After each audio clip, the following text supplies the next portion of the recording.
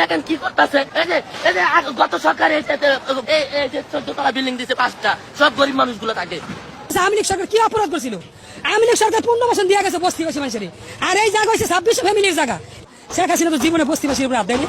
শেখ হাসিনা বস্তিবাসীর জায়গা দিয়ে দিছে থাকার জন্য। 17 বছর ভালো ছিলাম, 17 বছর ভালো ছিলাম, হাসিনাই গরিবের পেরে লাথি দেয় নাই। কি সরকার আনলাম? কি সরকার? নিজেরা ভোট দিয়ে আনছি, এটা নিজেরা ভোট দিয়ে আনছি, এটা কি সরকার? আমি আধা ঘন্টা টাইম দিচ্ছি ভাই, আমার সারা জীবনের সঞ্চয় হবে। আমি আর তো জানবো আমাদের 26 ফ্যামিলি এটা জায়গা, ঠিক আছে, মেরি দিয়ে গেছে।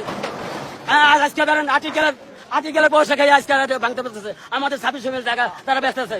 আমরা মাদক খামু, চিন্তাই করবো, চুরি করবো, ডাকাতি করবো।